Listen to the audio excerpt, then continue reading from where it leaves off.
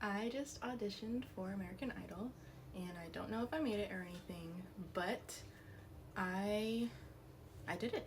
And it's something that I've always wanted to do ever since I was a little girl, and I just wanted to put my backstory out there so I can watch it later, or my kids can watch it, or I don't know, anybody. So to start my backstory off, I'm gonna go all the way back to when I was 3 years old. When I was 3, I was playing basketball outside by myself for some reason, and I missed. I went to go cross the street to get it. I have the ball. I'm running back, and then boom, I got hit by a car. Obviously, I survived, but there were a lot of things that stemmed from that. To give an example of like some of the implications that had afterwards. My family, specifically like my dad, he would always tell me that he never financially recovered from the medical bill that I had brought onto the family from when I got hit as a child. And that followed me through like my entire life until like 2020. But going back to when I was a little girl, I thought that I was the reason we were financially unstable. And so I always thought of American Idol as a way out. So I told myself as a little girl when I turned 16 that I would audition for American Idol and that I would win and I would bring my family out of poverty and all of these. Obviously, that didn't happen. I struggled with self-worth for a very, very long time, and so I found my value in school. In school, I had teachers who loved me, who cared about how I did, who pushed me to do better in life, and I really appreciate them.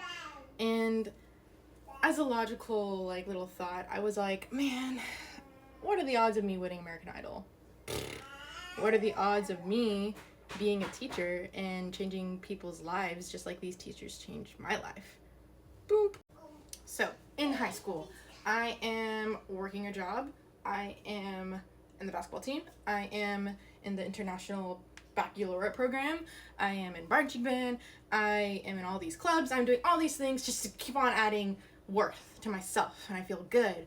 But I also feel terrible because I'm getting 5 hours of sleep every night. I am so focused on like homework, and I have like no social life, and it's crazy. Then I meet this guy.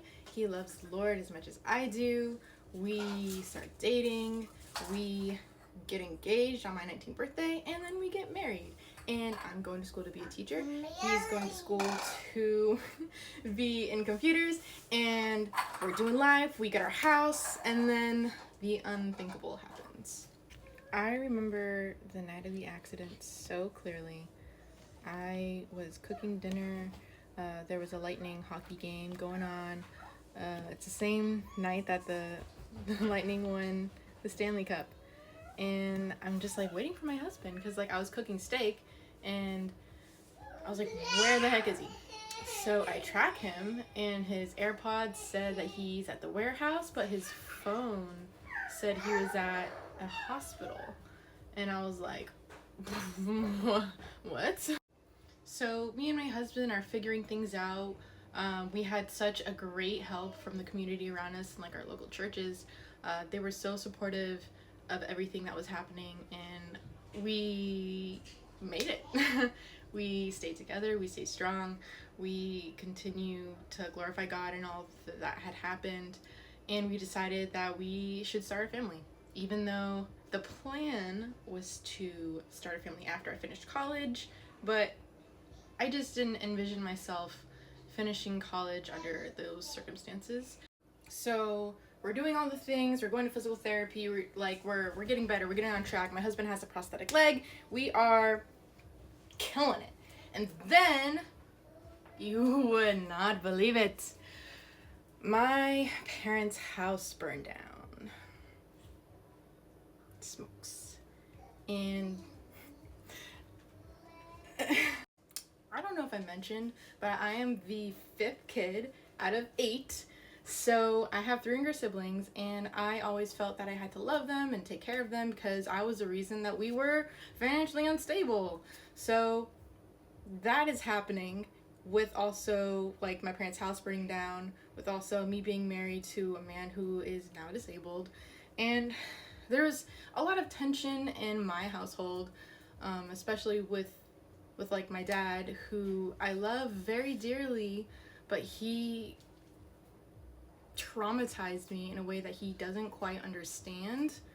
So with my husband's accident, we did not get any money from it because the people who ran the red light are uninsured and we don't have uninsured motorist insurance. So we did not get any money, and my dad was like, oh, the same thing happened with your accident. Same thing. You got hit by a lady who didn't have insurance. And I was like, yeah, and he never financially recovered. And he goes, yeah, what's so crazy? I could have filed through Medicaid or Medicare or whatever because you're only 3 years old. We could have gotten it paid off for free.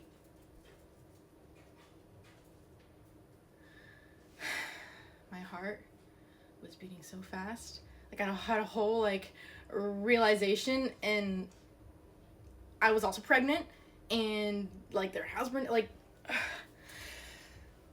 the reason we were in financial distress was not my fault. What?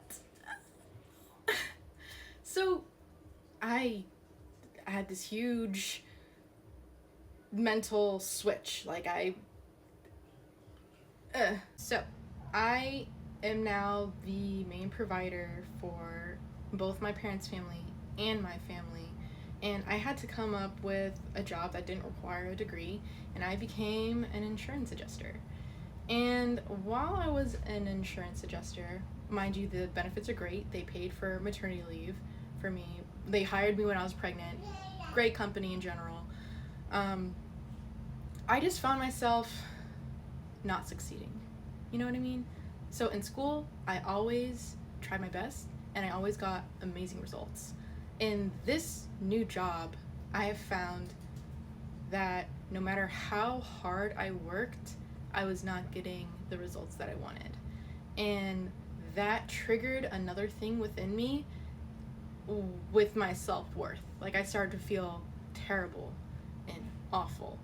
And so I'm realizing that all the things that I've done up until this point are more so they're for myself, but it's for me thinking I'm helping other people. And so I decided to do something for myself. And I've always had problems with stage fright. I was one of those kids who, when you're reading the textbook and you're getting to your paragraph, you'd be like freaking out and like your heart was beating. Like that was me. I was also the type of person where if I raised my hand and I got the question wrong, I would feel dizzy. Like I had some internal stress because I always found worth from all these things around me. So I had to succeed or else. And so I have been going to karaoke with my little sister, and I've been getting over the stage fright, and I've been singing more often. And I also wrote a whole bunch of songs when I was in high school. Actually uploaded a video of that. So to bring it back around, when I was a kid, I wanted to audition to save my family. But now I'm auditioning to fulfill this dream that I had and for me, because I want to know what God has planned for my life. I don't know if it's this, but we'll see.